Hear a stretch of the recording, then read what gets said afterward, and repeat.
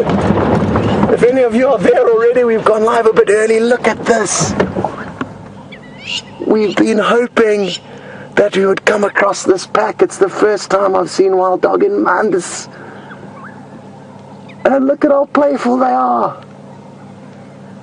This is awesome. It's a spectacular morning here in the Sabi Sands. And these wild dogs are just getting active. And I'm just going to let Jamie know our exact position. I want to get her here as well. Jamie, we're on the Impala playing active since just before it got light. And there was one pup there begging one of the adults to regurgitate some meat. I don't think they have been successful in her. 35 or 40 meters away. They've got a very distinct smell. The closest kind of analogy that I can think of would be that of a wet blanket.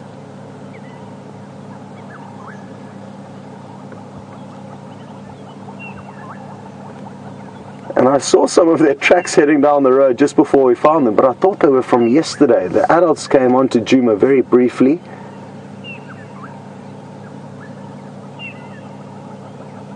And then headed back onto Arathusa, where some of you who were lucky enough to be on the Sunset Safari would have got a glimpse of them with Jamie.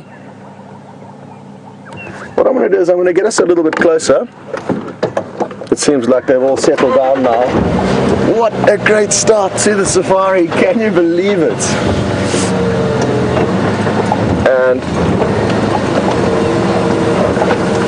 if anyone has just tuned in, apologies. You haven't missed anything really, but we couldn't resist going live as soon as we caught a glimpse of these animals. They are incredibly rare, and a lot of you have been seeing them far more than I have, at least. Look at all the pups all huddled up here. It's quite a cold morning as far as the South African Lowveld goes at this time of the year, which is about 17 degrees Celsius and 66 degrees Fahrenheit, to give you an idea. And this is just awesome. Oh, oh, oh. The adults are all up just like that, and there they go. Listen to them. Oof, now it's going to be tricky.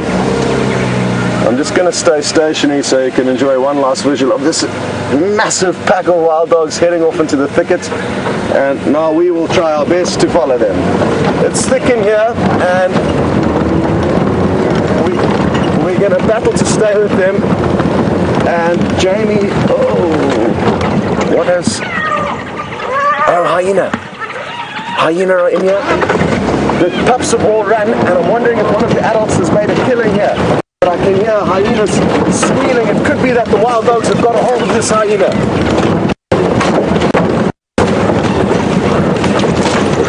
Yeah, they've got a hold of it. They've got it. It doesn't know what to do. There's two hyenas, I think. I'm just going to move. And now we will try our best to follow them. It's thick.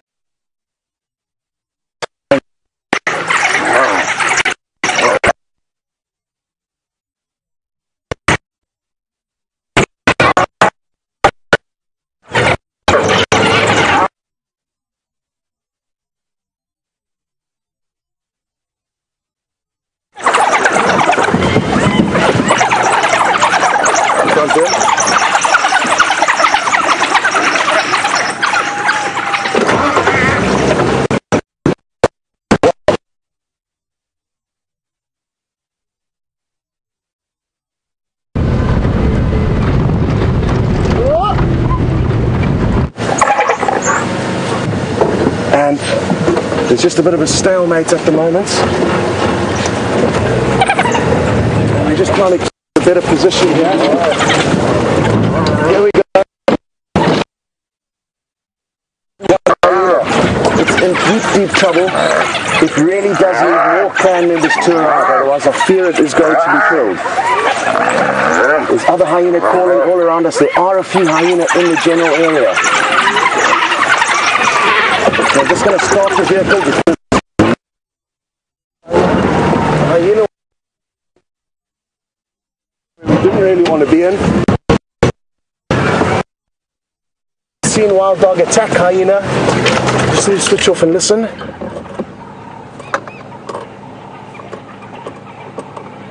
I can hear Jamie approaching now, which is good news, and just like that it's gone quiet and still and everything's disappeared. I'm just going to get hold of Jamie on the radio.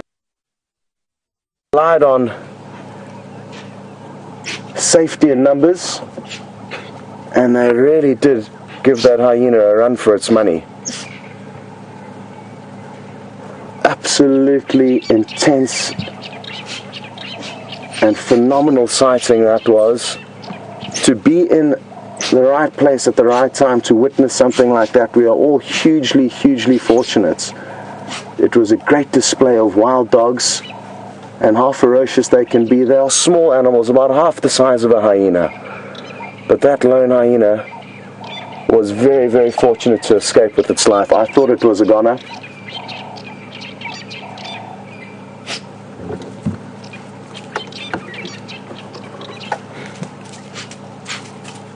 And the wild dog are all quite calm now, surprisingly, after all that excitement.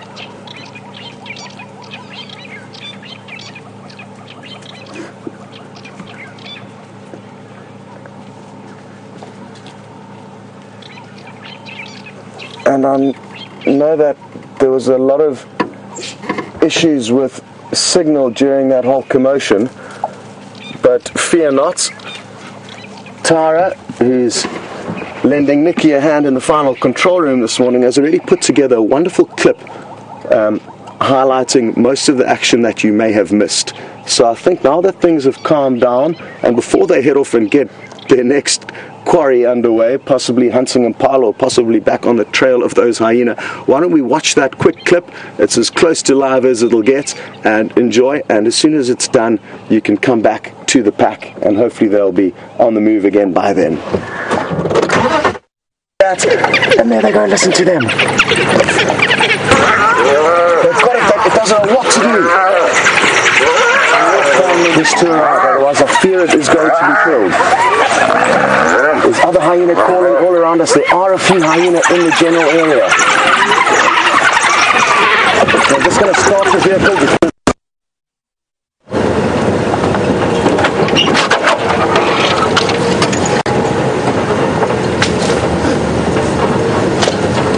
welcome back. It was a shorter video than I expected that you've just watched. Anyway, at least you did get to see some of the action that you may have missed, and we're just looping ahead now, trying to rejoin with Jamie's also in the area now. You'll be glad to know. Increases our chances of staying with them during the action, and we're going to send you across to Jamie right now.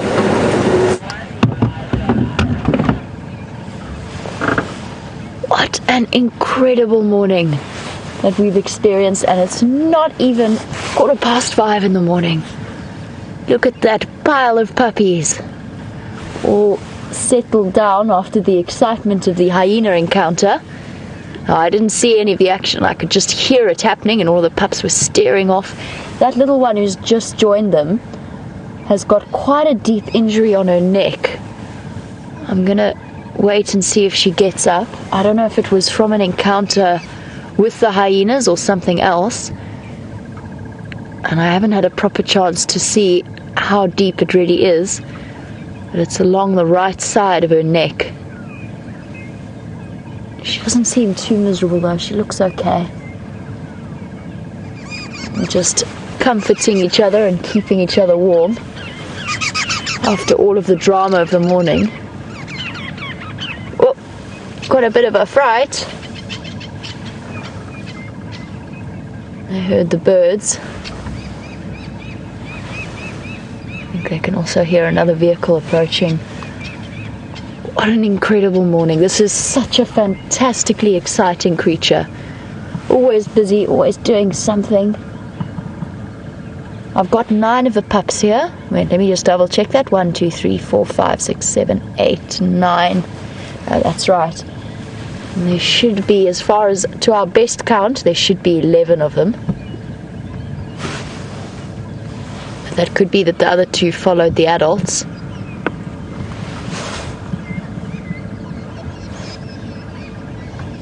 Then, as far as I know, the sightings that we've had have been quite confusing, so hopefully we'll be able to get a count in the next few hours spent with them. But as far as I can tell, there are 10 adults and 11 pups, bringing the total up to 21. That is my count from yesterday afternoon, when we spent a bit of time with them on Arathusa. But it still remains unconfirmed. I'm trying to differentiate between the sexes of the adults, figure out which ones are sub-adults, and then get an accurate count on the pups. But that is what I think is happening. And since we're talking about the adults, Scott is still with them, so let's head across to him.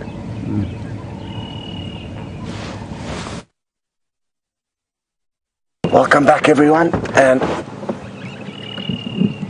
the adults have just returned. They obviously went to go and have a closer look for any sign of that hyena, but no luck. And now they're returning to the area of where all the pups are.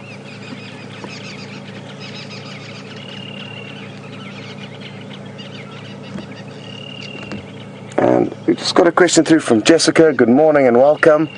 She'd like to know a little bit more as to why these wild dogs would have attacked the hyena.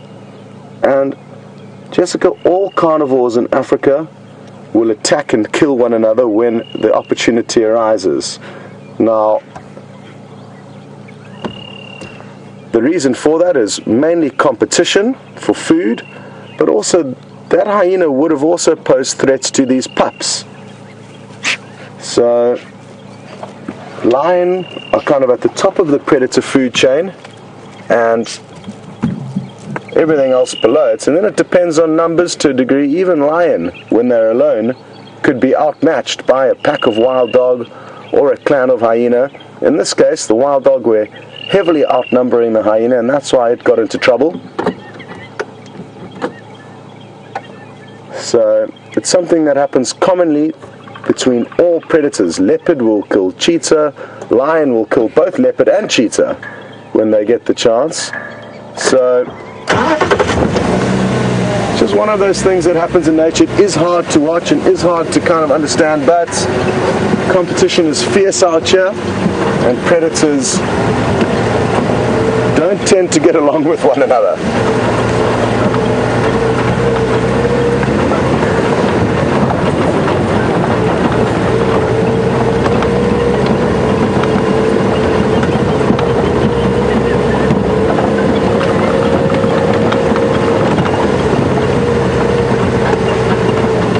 Just going to stop here for a second so you can get to see Jamie and those pups all playing around her vehicle. She's been having a great time there. And look at this absolutely spectacular way to start the day. She's got Tebs on camera and Jerry, one of the new directors, on the back as well, and we're going to hop you onto her vehicle so you can get to see the perspective from there.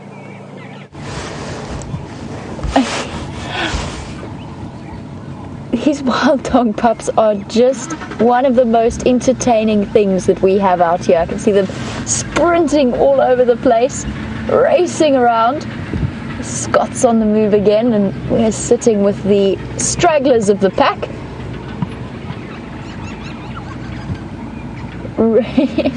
Playing a serious game of chase and catch, and I guess tag is what you'd call it. A couple of lazy pups behind. Hurry up, guys, everybody's leaving. Off you go. Yes, well done. We're going to lose visual of them in a moment, but Scott should still have them.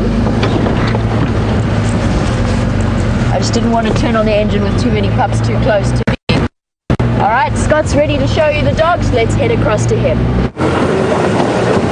Welcome back, everyone, and these little pups are overtaking us at a rate of knots here from both sides of the vehicle, trying to keep up with their parents. I just shot ahead of them in the hope that I could stay with the parents. Look at this! This is incredible! And so it's all the pups now that we're following at the back, heading straight east towards the rising sun. You'll notice that beautiful bright orange glow ahead of us. And aren't they just the most exciting animals to follow? Non-stop action, high energy.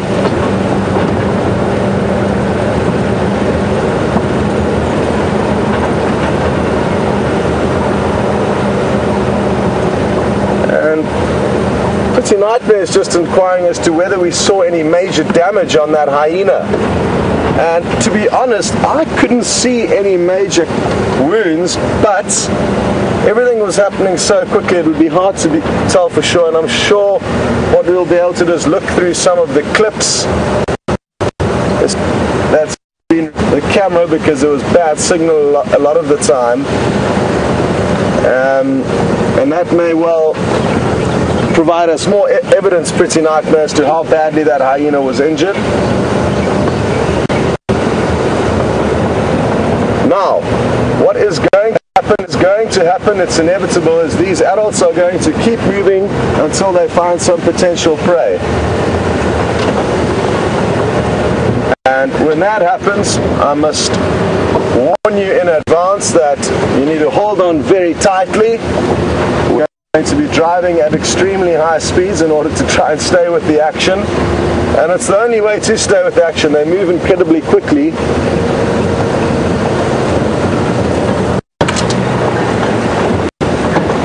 Strange noise, actually, one that you wouldn't really expect to hear from dogs. And you're right, well observed and well pointed out. There's just been so much going on this morning, it's been hard to discuss and break down all of the action that's unfolded in such a short space of time. We are going to be spoilt with some beautiful views here. Look at this.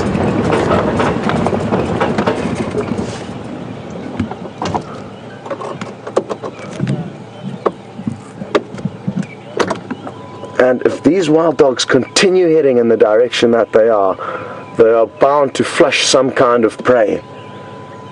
And they are one of the most successful of all the predators when it comes to strike rates. Because of their immense speed and their stamina, they have got a high tendency of being able to bring down whatever it is that they start chasing.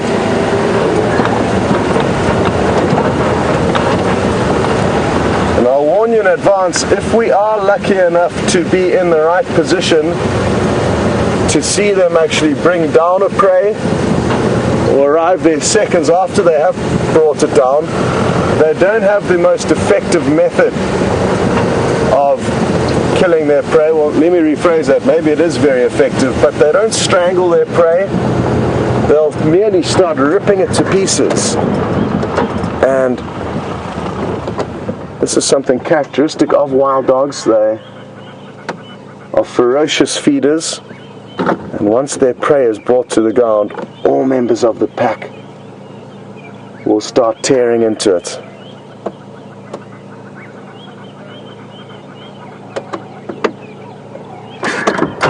Just going to try and loop ahead of them here.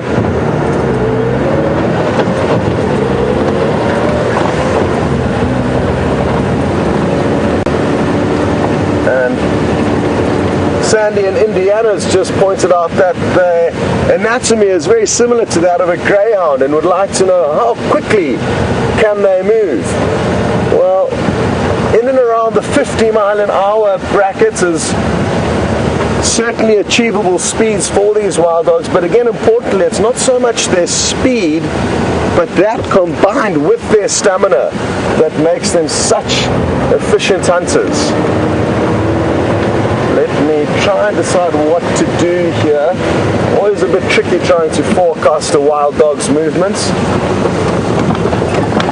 Let's slip into this little gap here. It's often quite useful to stay on roads when following wild dogs because it's your fastest way of getting around being on a road. And as soon as you come off-road, they tend to leave you in a cloud of dust behind them in a short space of time.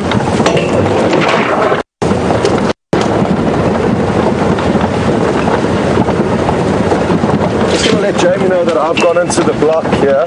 Jamie, I'm in the block now following them. I don't know if you want to stay on fins and head down to the dip.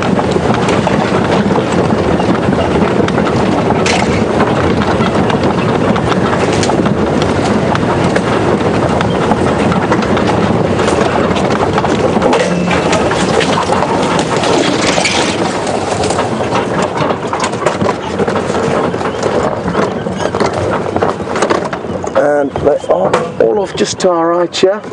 Just going to keep giving Jamie updates. Jamie, they're still north of the drainage line heading straight east.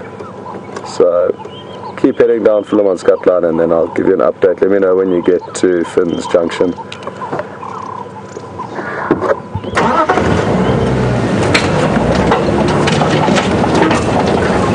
Like I said, everyone, please remember to hold on tight, because this is going to turn into a little bit of a rodeo potentially.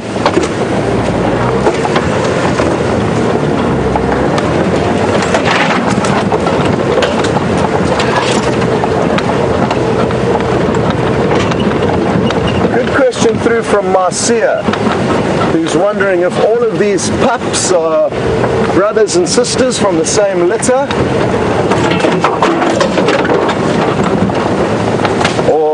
whether in fact they are cousins. And as far as I'm aware, this pack is consisting of offspring from two females, the alpha female and the beta female. Oh wow, look at this, just up here at 11 o'clock there, Jim. It's all happening here. This giraffe's got nothing to worry about, and off to our right there's a few more with a beautiful sun to him. Oh, it's all happening. It's all happening. I'm just going to creep forward ever so slightly to try and get them a better angle. That might work. Magical. Early morning sunlight with these giraffe. They're looking intently towards the wild dog, which are running past them. And as much as this is a beautiful shot, we are going to have to keep moving, otherwise the dogs are going to leave us behind.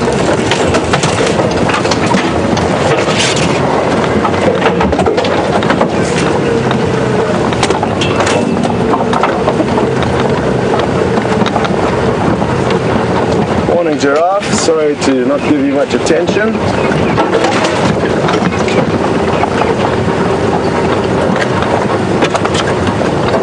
There's also elephant here. Can you believe it? And the elephants are chasing the wild dog. Let me see if I can get you an angle here.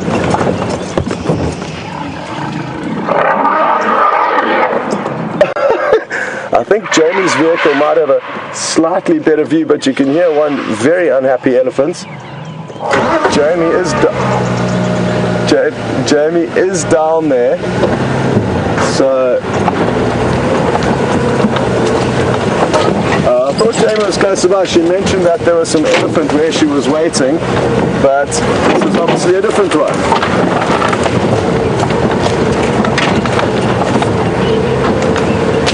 Jamie, just stand by. I'll keep you updated. They're just crossing over Finn's now. I think it might be best to get around to quarantine, but stand by. It's imperative that I keep in comms with Jamie. Around to quarantine, I'm going to do the same thing. So the wild dog have just crossed over this road. It's a very, very thick block, and there's no ways of us staying with them through there. Not no ways, but tricky ways. No, let me stay here. There's a few more members of the pack up ahead here. I'm fairly confident they are going to pop out on the quarantine clearings, and if they do, there's guaranteed game for them to chase there.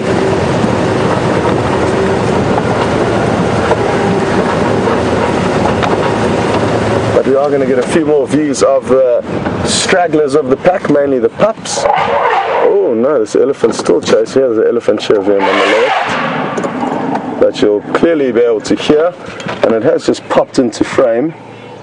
It is behind some thick bush there. You can just see its tusks sticking out. And let's hope that we don't get any displaced aggression, which basically means when one animal is frustrated due to another one's presence, it may take it out on us. Can you believe how loud that trumpeting is?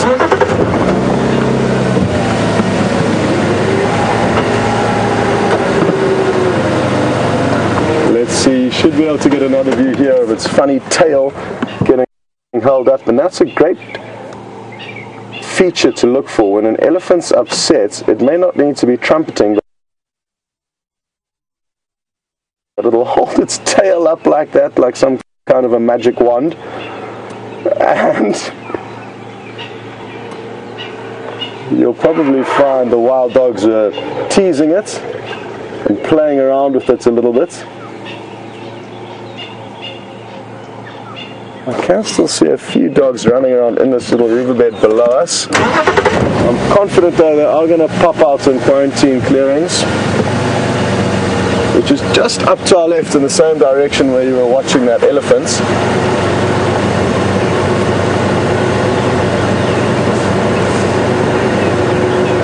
And the good news is it sounds like the dogs have popped out here. One of them's heading back towards the pups, and I think they're going to be heading in our direction soon. That was the only one that we'd seen apart from one that shot across the road. Let's see if we can get them up here. We'll come back down in this direction. They're going to come out this side. I know that Scott's been having an amazing experience with the elephants and the pups. I can hear the elephants shouting away. One of the dogs raced across in front of us. I'm not sure exactly where he disappeared off to. It might be worth doing a loop and turning back around. I think I'm going to turn around. Let's check around here.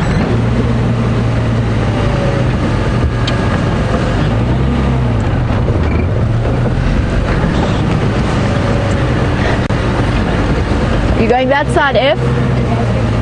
Okay. You can still hear the elephants shouting, which means the dogs are still in the vicinity. We'll move back down this way. Welcome back everyone, and we've got lucky. We've relocated with the rest of the pack. These are all the pups. Jamie's just a little bit ahead of us. I'm going to keep updating her. Jamie, most of the pack and pups are looking to head down Ingwe Alley, just to let you know. You can still hear the elephant displaying his displeasure.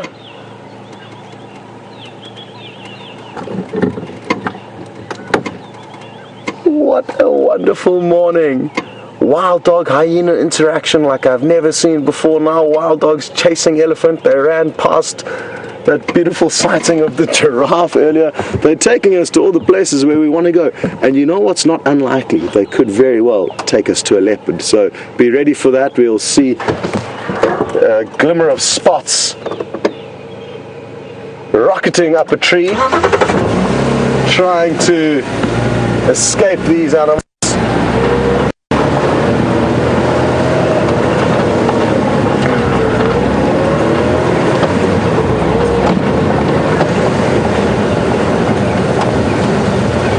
You can see why it's so important to really get as many vehicles as you need, as you'll need to follow them, and they can move so quickly. We've been extremely fortunate actually so far in being able to follow them almost consistently through their morning activity.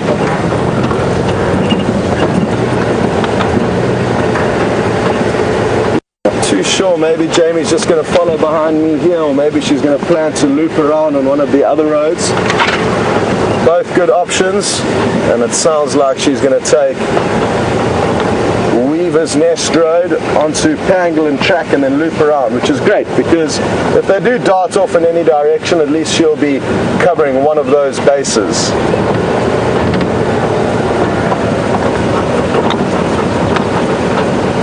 There's not too much general game around at the moment on Djuma.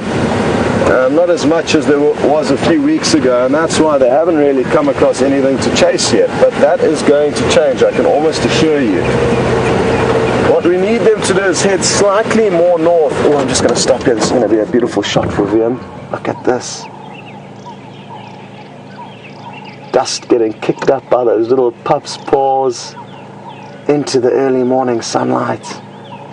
You don't get much better than this. Spider webs everywhere.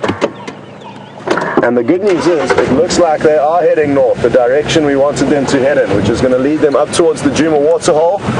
So whoever the Zoomy is today, be prepared for some action. There's a strong chance they could head up there. And the reason why I want them to head up there is there's generally a decent amount of general game in that direction. The ideal prey for these sized animals would be impala sized prey, but they're happy to take down slightly smaller prey than that, as well as slightly larger. And in the next month or so, as soon as the impala start giving birth, impala lambs will be the meal of the day.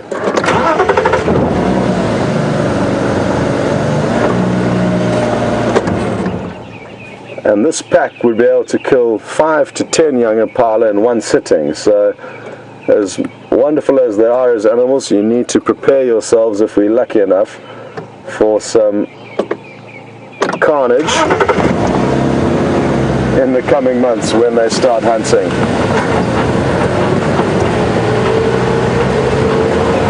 Well, I'm enjoying Paul Rizzo's optimism this morning. He thinks that there's a very strong chance that they are going to latch onto some prey this morning. And it's something that we so infrequently get to see that I am certainly a fan of seeing that kind of action. I know a lot of you may not be, but we can't hide from the fact that these animals do need to eat meat to survive, and it's not our job to feed them. So they're going to have to acquire food on their own, and as long as we're around to watch it, I'm going to be a very happy lad.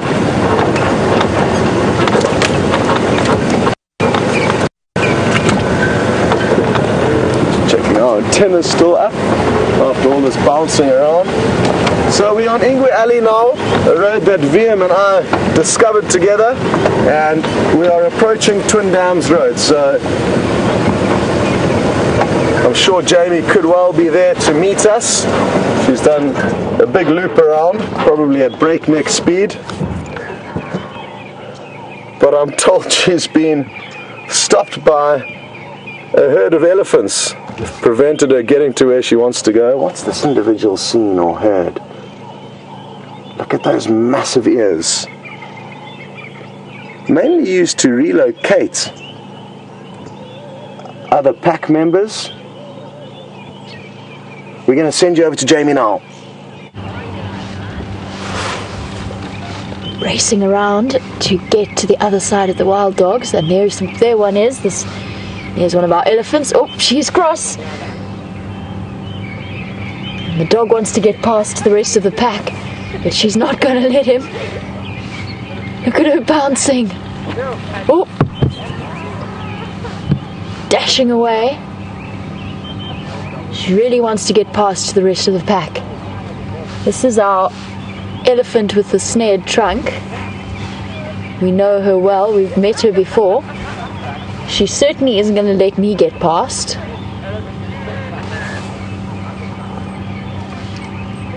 Oh. The dog's now taken to dashing around the back of her, I think, to try and get round to where the rest of the pack is. I've never seen wild dogs bounce up like that before. is just such an amazing sighting. I'm going to shift forward a bit, see if there's more of them.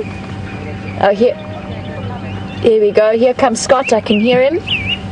And here come the dogs again. The elephant's watching them very carefully. Alright, let's head across and see what Scott's seeing. Well, can you believe all of this action, everyone? This is the trunkless elephant. Not trunkless, but short-trunked elephant that I'm sure you may have seen before. And she is displaying a lot of aggression towards these wild dogs, as she should be. Holding her head up high, great posture. And elephants will act the same way to humans when they're uncomfortable. You may see a tail being cocked to the side just like the other elephant was. And now the youngster's having a go to the left. I wonder when last these elephants saw a pack of wild dogs. This small herd is very characteristic. She's got a very short trunk and she always moves just with her two offspring. One which you can see on the left and another one which is coming into frame on the right. They very seldomly are with a large breeding herd, and look at how they're all huddling together here. This is remarkable. Making sure that they are entirely safe. The wild dogs are all kind of behind us at the moment, slinking off to the right, cleverly using our vehicle as a little barricade, I guess, to prevent the elephants from seeing them, but they won't be concerned for the elephants. They'll know that they are far quicker than elephants and nothing serious to worry about here.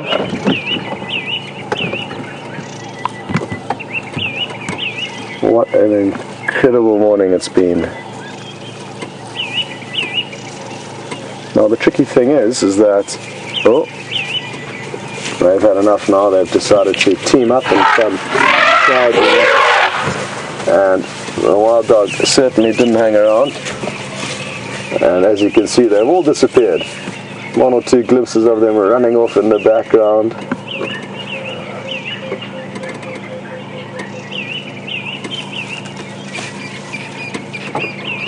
Then if you just go stay on it, if you try and pan to the right, you may get view of one more just in front of the cow there, one of the pups. There it goes. Wonderful.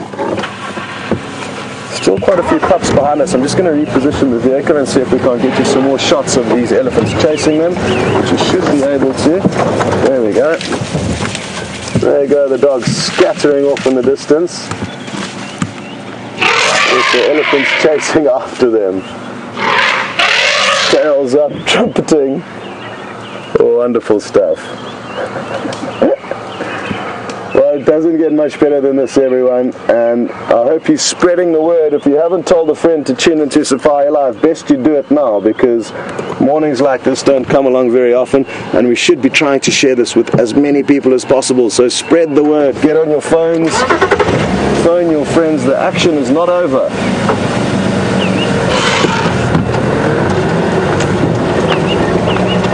And a comment through from Lynn confirms that. She says this is why she watches Safari Live. This sighting is absolutely priceless, and it looks like the pups are going to come charging past in front of us. They've done a big loop around and avoided the elephants. It's not too difficult for a dog, an animal of the wild dog's agility, but here they come now. They should pop into view very shortly, and they'll be trying to relocate with the rest of the pack. I think Jamie's keeping an eye on the rest of the pack, and we'll stay with these ones. Oh, no, the adults are still all around us here. I think they could be chasing some potential prey. I think they are. I think they're chasing something. Yep, they're chasing prey. Yep, they're chasing an impala.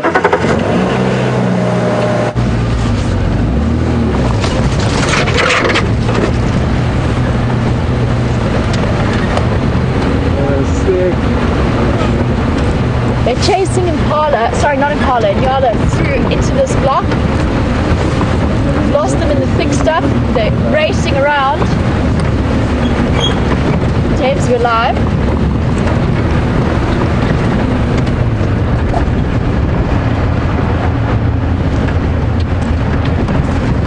Alright, here they go. There's one racing around to loop around them. A couple of them all running around. They dashed in there to get the Nyala.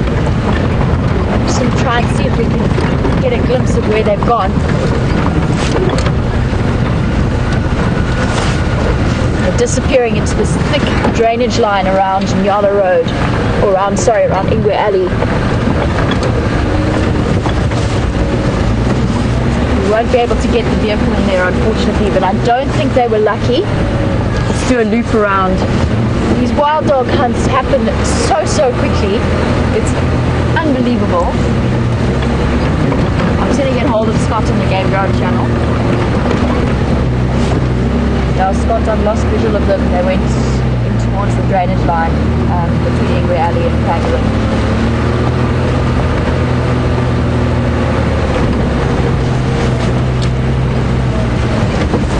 Let's see if we can regroup and find them on the other side. This has been such an incredible morning.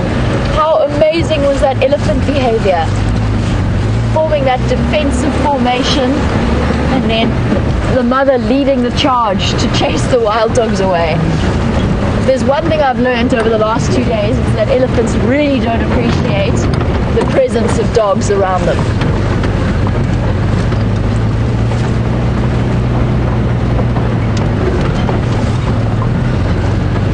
And smiles for Rafi. Smiles, you were saying, you could see the stress coming down the temporal glands of that elephant, and absolutely, it's obviously a very base instinct within them to respond to the smell and the sight of the dogs in the way that they do. A couple of the dogs shot off in this direction. Most of them went that way after the Inyala.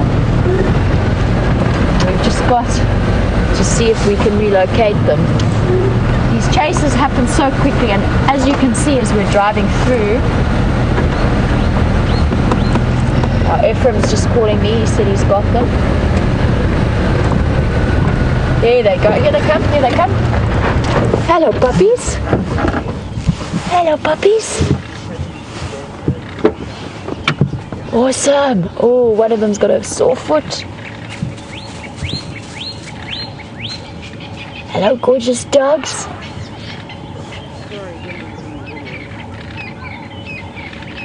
Wow. And Vicky, I'm thrilled to hear that this is the most wonderful action you've seen in the 2 years you've been watching. Oh, look at that affection between them. It is absolutely incredible. There is nothing like wild dogs for the action that we have. And I'm sitting, staring at them. There's one that's walked. I could have touched him as he walked beside the car. Oh, and they're lying down now. How wonderful is this? Touching noses. Wow. There is nothing that gets your adrenaline pumping like following behind wild dogs. It's incredible.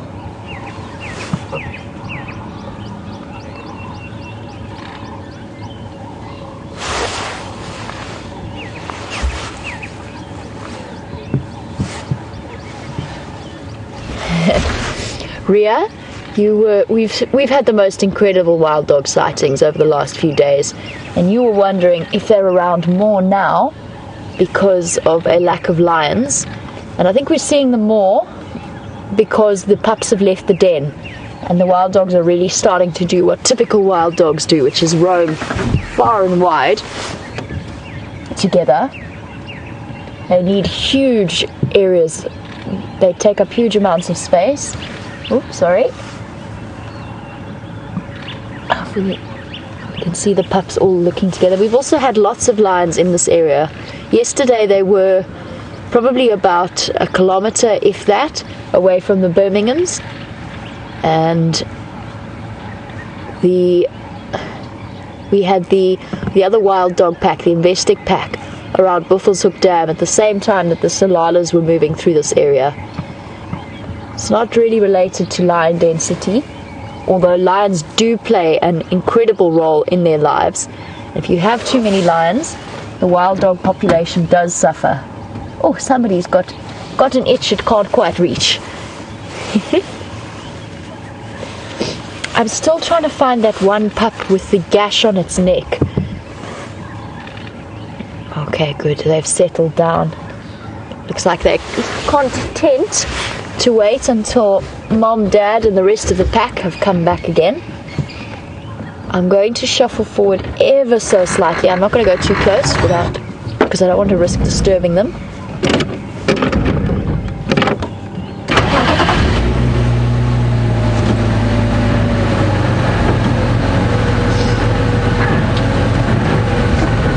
Now what we do see here, and it's something that Barbara's pointed out, and I've noticed as well. I can't actually get any closer. We'll stop here.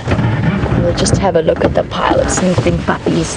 I'll duck my head down so that we can see them. Now, Barbara, you mentioned that some of these pups look far too young to be running with a pack. One thing I have noticed is we've got two, I'm not sure about the ages, but it looks as though we've got two different ages. And that makes sense because this is the Sam's half-tail pack, and we had a really rare situation here, or it's not unheard of, but it is unusual, where both the alpha and the beta female had a litter of pups. And you'll probably find that they had them at slightly different times, which means that we've got two different ages. It could also be the fact that the alpha female, now quite often when that happens, the alpha female kills the pups of the beta female, but in this case she didn't. But what you might find is that the alpha female's pups were also favored in terms of access to food. So they perfected the begging technique, and the alpha made sure that they got the best of the food that was then regurgitated for them. And that's what wild dogs do. Hello. What are you looking at? Oh, there's a pup behind us. It's alright, little one. You can come past. You can come through. You can come through.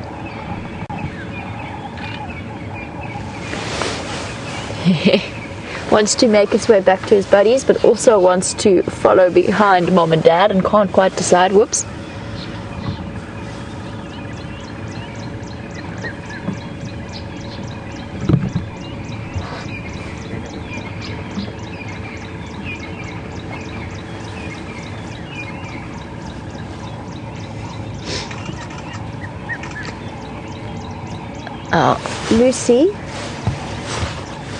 Lucy, you've raised a really interesting question. You've actually voiced the thought that was on my mind. Over the last few weeks, we've had some incredible moments with the other pack, the Investec pack that has 11 pups and 3 adults. And they've been pretty much around this area. You were wondering what happens if they came into contact with each other. And I think there would be a lot of noise and a lot of bluster between the two packs. The Sands pack, this half-tail pack, quite clearly outnumber them in a big way. And I think there would be a bit of growling, a bit of hackles raised, and then the packs would go their separate ways. I haven't heard of serious... For the most part, wild dogs tend to be quite a non-conflict animal as a species. We've seen them sort their issues out by begging and being submissive. And I think the same would apply. The packs would bristle at each other and then go their separate ways. I hope that would be the case. Could be a situation where the adults would aim to kill the pups of the other pack, but I don't think so.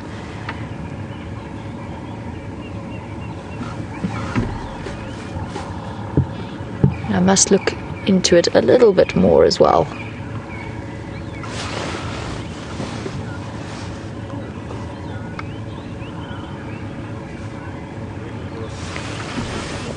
Warren, you want to do the same thing that I do, which is get an accurate head count. Unfortunately, accurate head counts during these sightings are so difficult. I'm going to try. Got 1, 2, 3, 4, 5, 6, 7. Oh my word, there's a pile of puppies there that I can't distinguish one from the other. Might have to wait for a moment.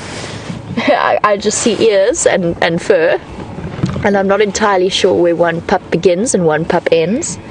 And there is one lurking behind us. Tabs, has it gone to sleep back there? Is it just lying down? We have a puppy lying behind underneath our car, fast asleep.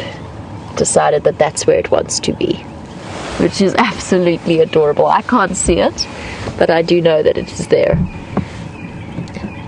and the rest of the pups all curled together in one big bundle.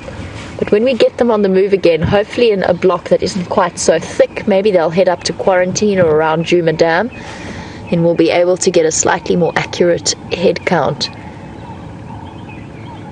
Still listening to hear what happened with the adults in that Nyala. They chased about 3 of them into the block, and with 10 fair-sized adults, there is a good chance that they caught one of them. I just can't hear anything.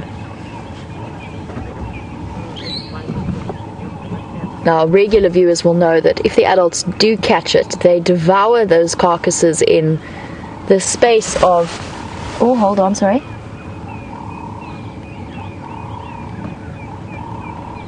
Okay, sorry, I was just listening to an update from Scott. Seems as though he's picked up on the adults moving towards us, so they're coming back again towards the pups, which is brilliant. So, it doesn't seem as though they caught that Inyala, but they are coming back towards us now. I was in the middle of saying something and I got distracted by that thought. Oh yes, if they had caught the Inyala, they would have devoured it. Oh, puppy calling. Can you hear that?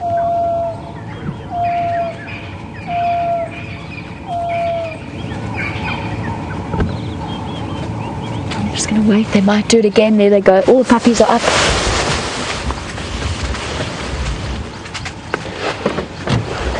They're calling for their parents. That, ooh, ooh. Is that pup still behind me? No. Are we good? Okay. Last thing I want to do is move the car and there's a puppy behind me.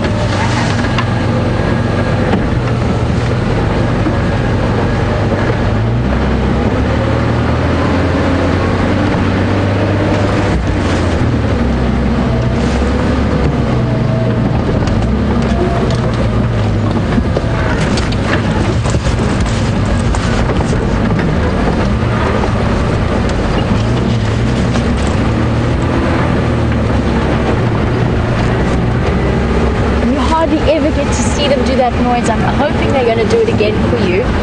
Something that is such a typical wild dog contact call. They put their heads down and they go, ooh. Hello pups. Hello pups. Don't go this way, your parents aren't this way. Scott says your parents are further away, but they're coming to you, you must wait.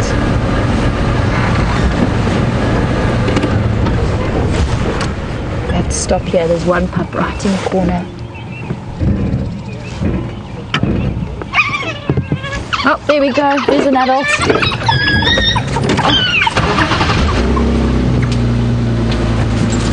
Oh. You hear all of that noise, the greeting yelps between them. So excited to see either mommy or daddy. Moving back behind us. Here's the adult that was greeted with such enthusiasm. They're racing off into the block there.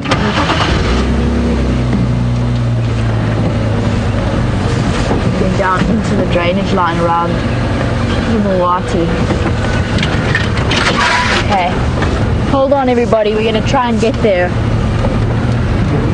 Just moving very fast.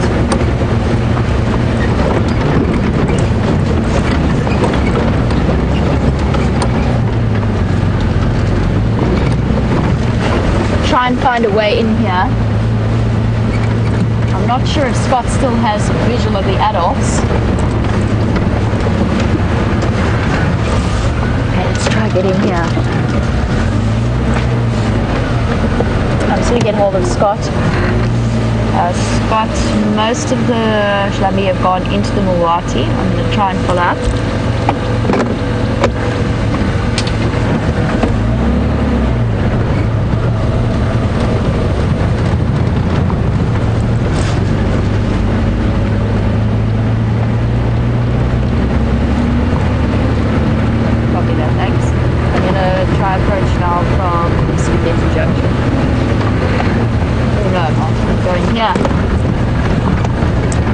What I'm going to try and do. Okay, everybody look for a way into the drainage line. This could be interesting. Watch your heads. Watch everything.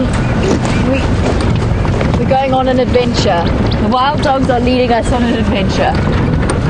Okay. Whoa. That's a little bit steep to go adventuring on. Let's just stop and listen for a moment. See if I can hear them. They were coming in this direction. I think I can hear Scott coming through. I can see Scott going through. Hopefully he's going to catch up with them soon. Oh, Scott, they should pop out somewhere where you are approaching now. Alright, let's go loop around. We can't unfortunately get down into the drainage line from here, but Scott has gone zooming through the drainage line. Whoop! Tree! Watch it! I nearly took out our friendly director Jerry, which I would be loath to do.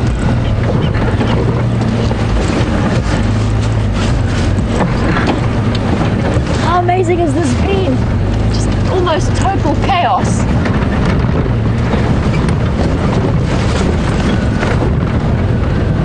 I'm actually going to head back towards the road, just in case they do a wild dog thing of looping back, because they have been going backwards and forwards the whole time.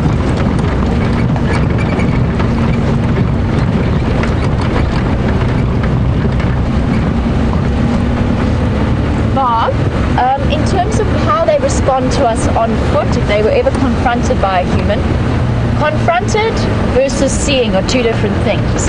They're actually quite comfortable with people on foot.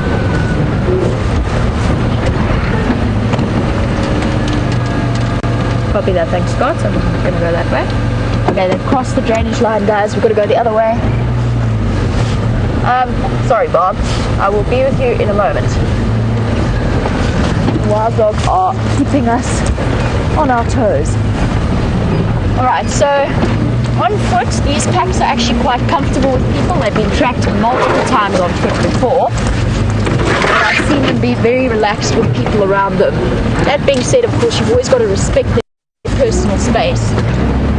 If I were to confront them, so if I ran at them shouting or jumping up and down, they would run away very, very quickly. Everybody hold on, there's a bump.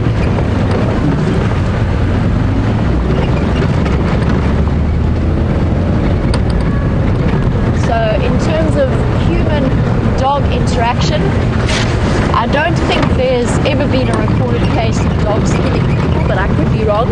If that does happen, it's a very, very unlikely situation. We are not on their menu in any way, shape or form. We are a threat, and for the last couple of thousand years we hunted them. As it happens, almost to the point of extinction. It's only now in the last few decades that we as a species have got our act together in that respect.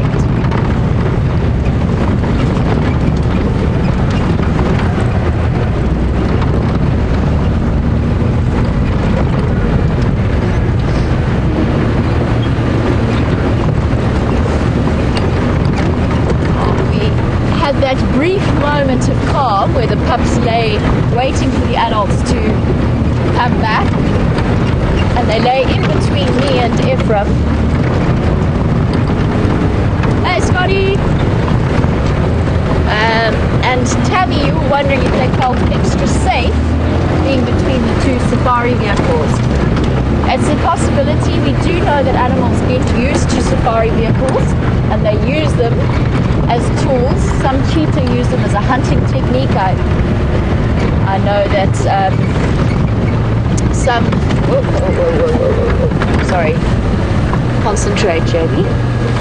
Those are hyena tracks, never mind. Alright, Scott's looping around that side, I'm looping around. Oh, 3 elephants, really? You cramping my style.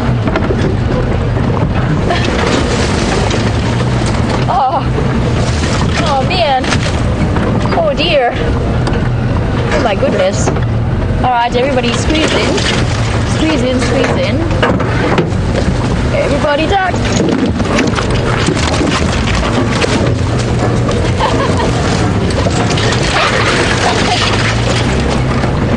You may or may not have got quite an up-close view of our director Jerry's hair in that moment.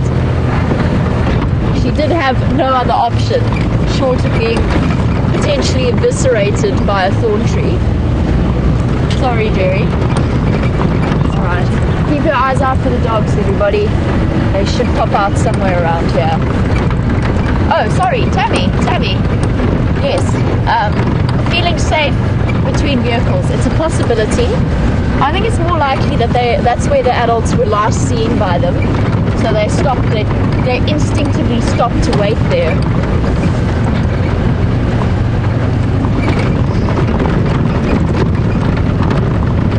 Copy, thanks. They must have crossed around Central under no tracks and vultures. Alright, maybe towards the Bishop Dam.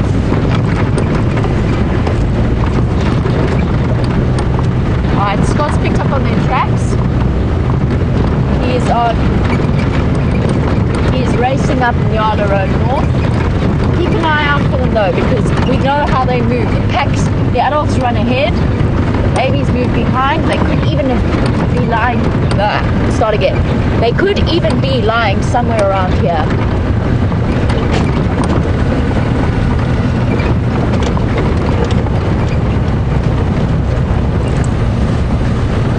Now, as far as I know, Scott is heading up Nyala Road North, which is a notoriously bad signal road, but let's head across to him and see what's happening. I'm sure I'll be back with you very shortly. So you get a good idea of what I was talking about earlier, how lucky we were to initially follow this pack for so long with so many good views, because they can disappear just like that. And I did have one or two tracks on this road. We're on Nyala Road South, and we're running kind of parallel to the road that Jamie's on. According to the tracks, at least some members actually crossed this far.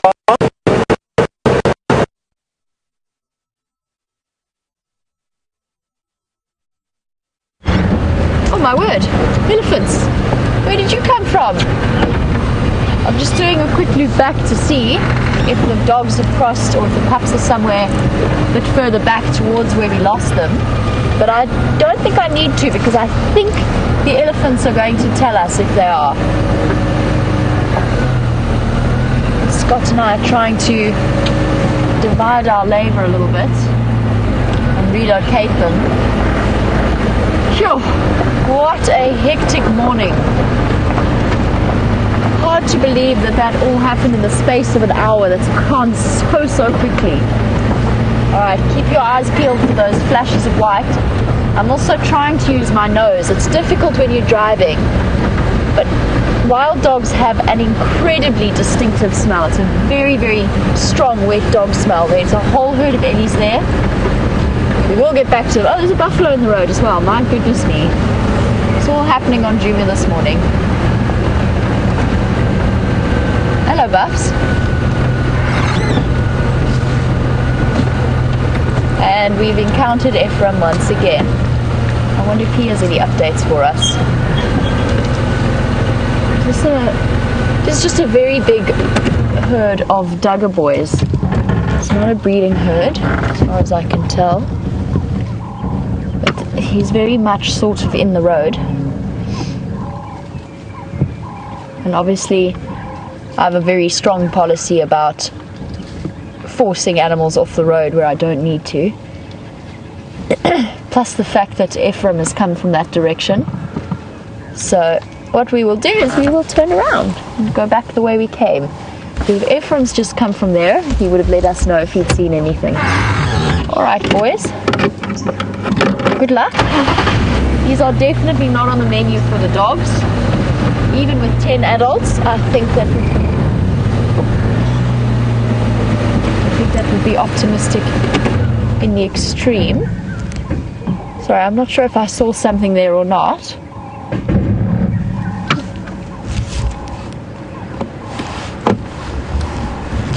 I did see something out of the corner of my eye. Let me stick here for one moment. Ephraim here, Jamie. Let's just check with Ephraim. Are there any sign of them coming up from your side there?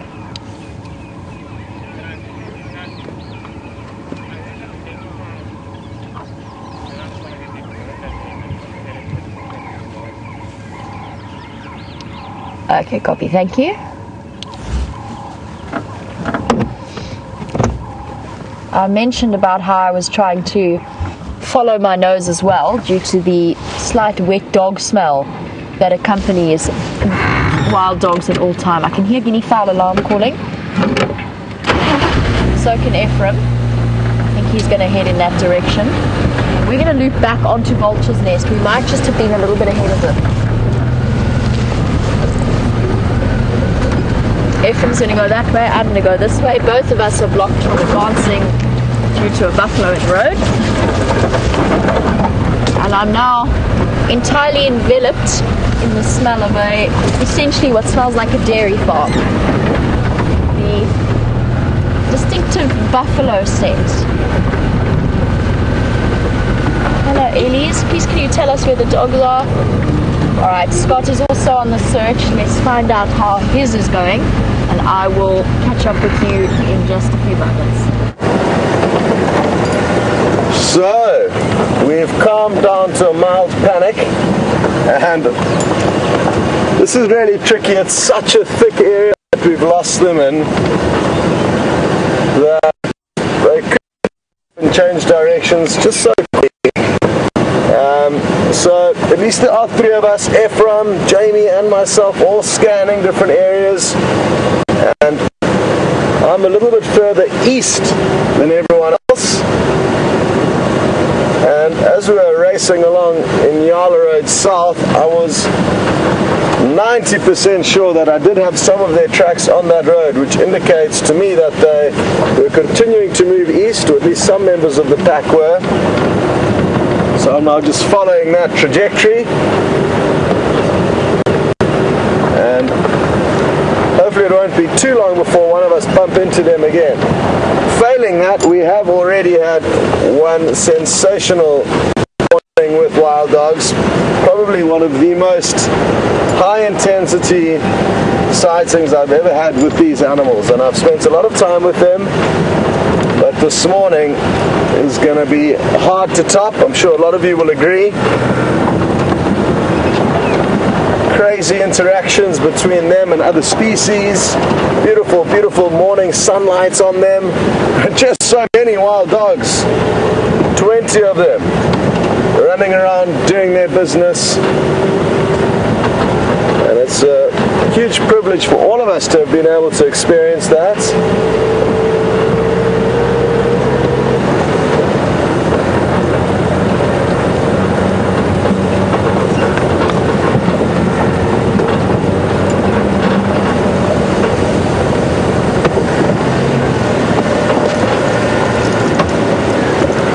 To James in Kansas City, and James has been really amazed at how much energy these animals expend and how quickly they move. And you're right, James, it's phenomenal to watch high action. Speaking of food, these Inyala would fall into the perfect prey bracket for them in terms of size. And I believe Jamie did get a glimpse of them chasing some Inyala earlier on.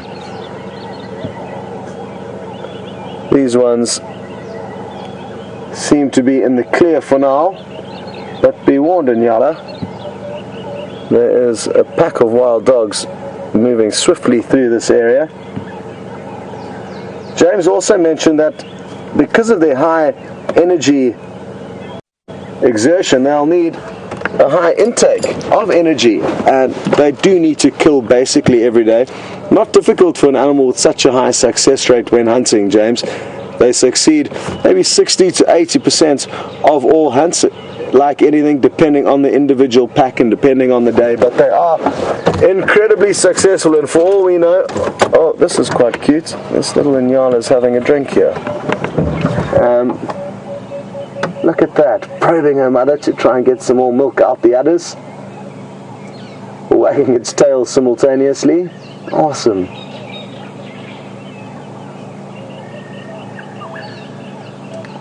As I was saying there, James, they are incredibly successful hunters, and who knows, maybe they are already consuming something now as we speak.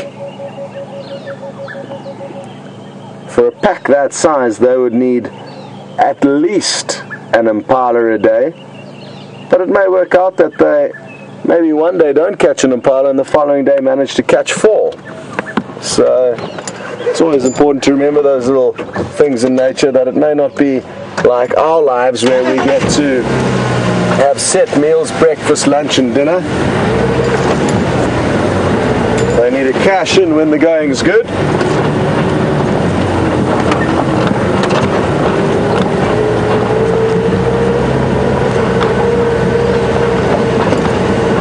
What we can do is we can go and check Arathusa Road. It's not a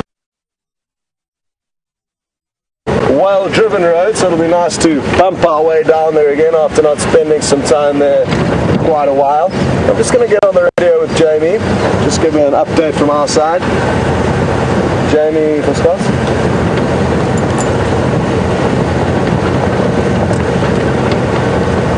Jamie, on Drakensberg now. I'm going to do Arathusa Road.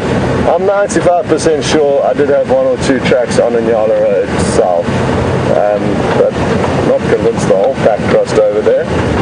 But I'm going to just do Arathusa back down to the Mawati.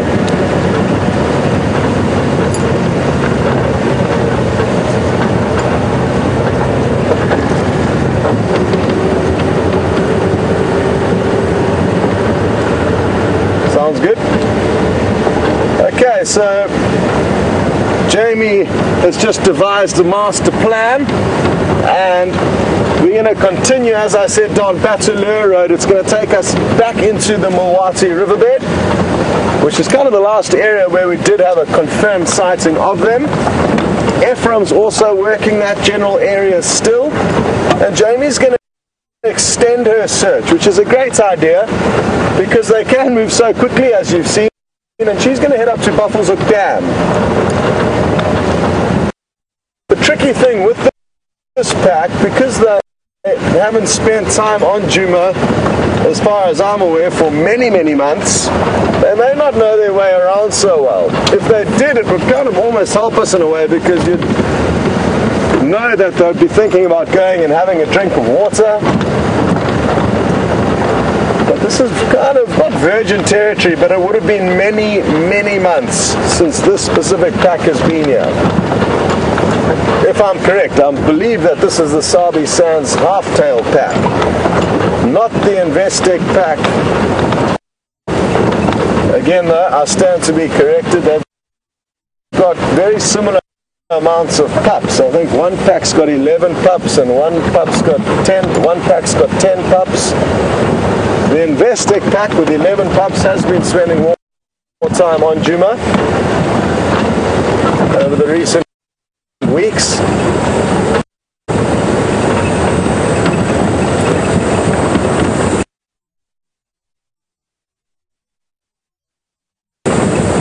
And this pack, if it is the Sabi Sands half-tail pack, had their den somewhere on Mala Mala, so south of us, but within the Sabi Sands. And the Investec pack had their den on Manyaleti, which is just north of Buffalo's Hook, which is Djuma's northern neighbours. So kind of, we were sandwiched in between the dens, sadly.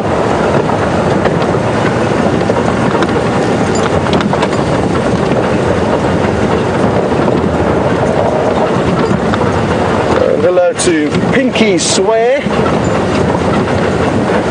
and that's a very interesting name you have.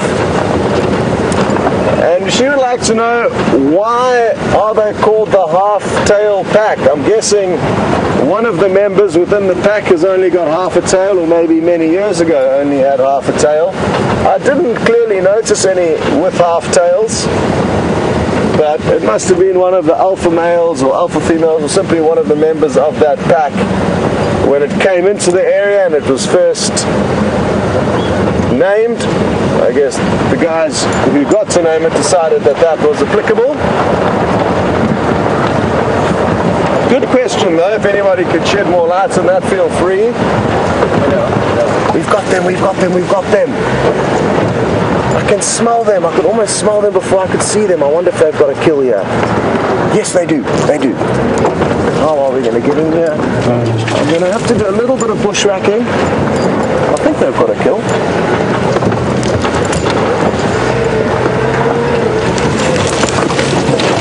Yeah, they do. I can see some bright red meat.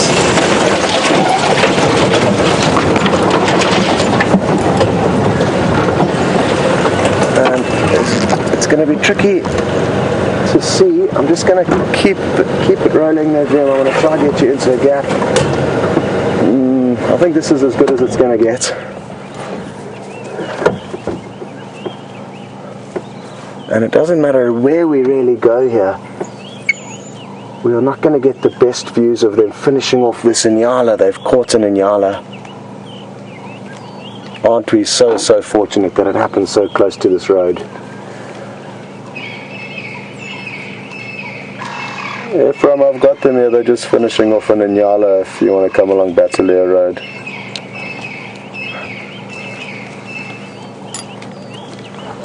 What we can try and do, let me just try and reposition one more time.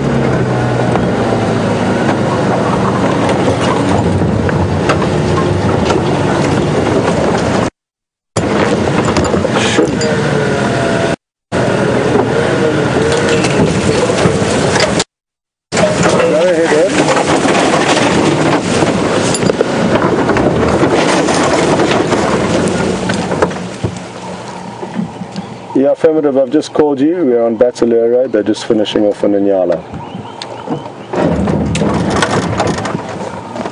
So here's a slightly better view. One unlucky Inyala. I'm not sure if it's a young male. It looks to me like it is a young male. I know, hard to say though.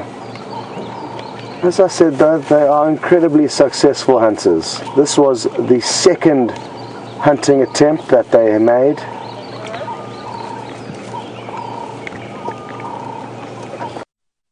And interestingly enough, Jamie's just found some other pack members up on Central Road, which is probably about a mile away from here as the crow flies.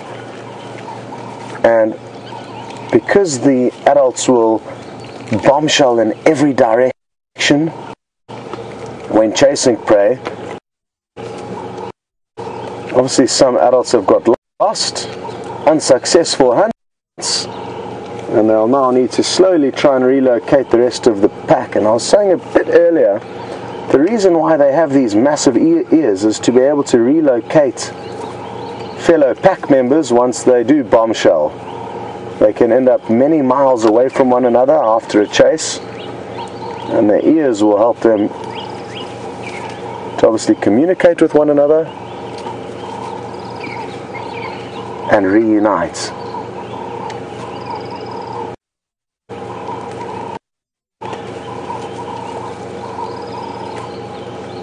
Phenomenal stuff. Well, I'm guessing the adults would have eaten their share, and one or two of them would have run back to call the babysitter or the pups if they were even left with the babysitter. And now the pups are having their turn to feast. A few adults that I can see look like they've already groomed themselves clean of most of the blood and are just relaxing, lying around after a very, very entertaining morning. Starting off teaching that hyena a lesson.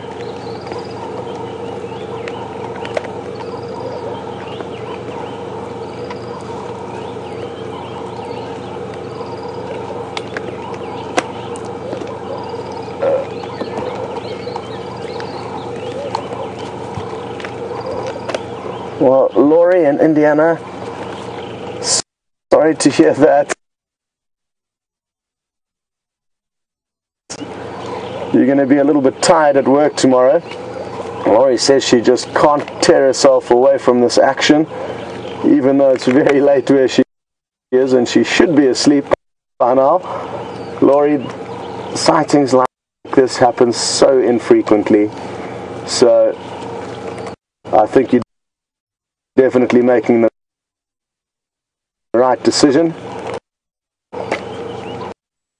because this has been one incredible morning. You used a long list of adjectives to explain the hype of this morning's action, and you're right, it's been intense, incredible, riveting, insane, all very applicable words to use when describing way down. And thank you very much for that information.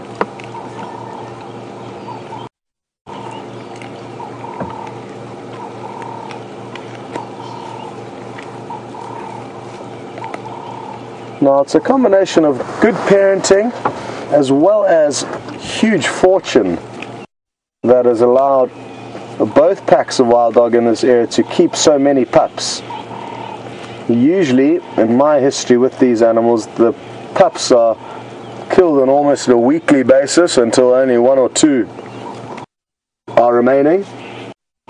Oh, one's got a big piece of the tail there. You get it. That's it. It looks like another 2 are having tug of war just behind a little bush though, sadly.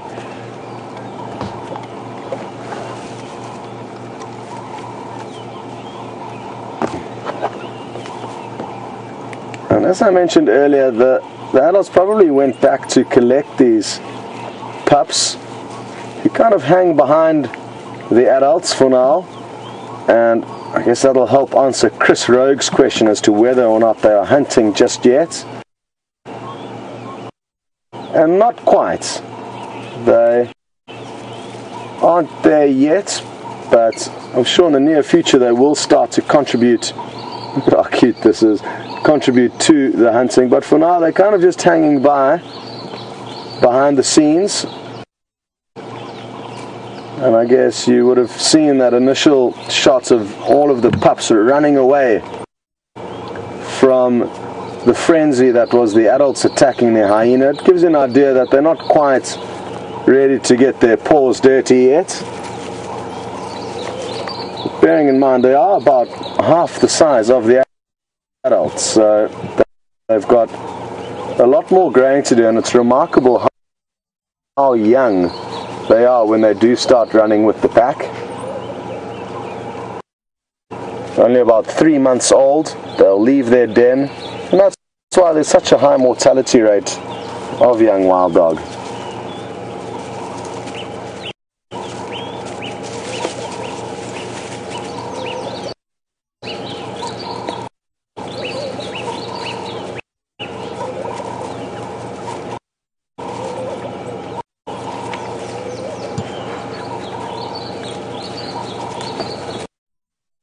Now when I say the pups are about half the size of the adults, I'd probably say they're about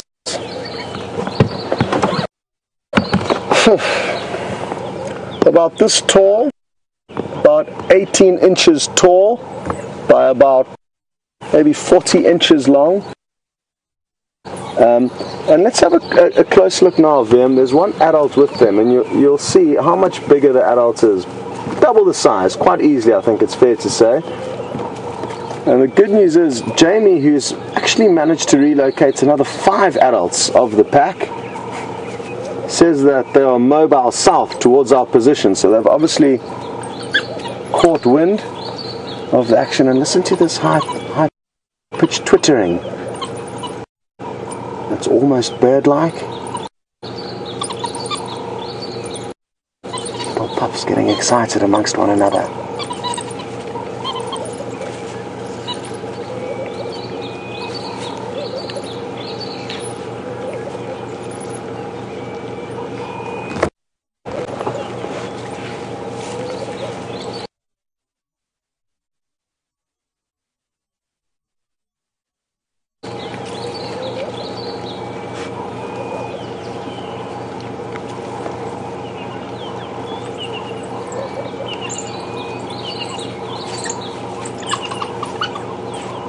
good observation from Georgianne in Illinois. She says the adults don't look too full-bellied. And you're right, they don't look extremely full-bellied, and that's because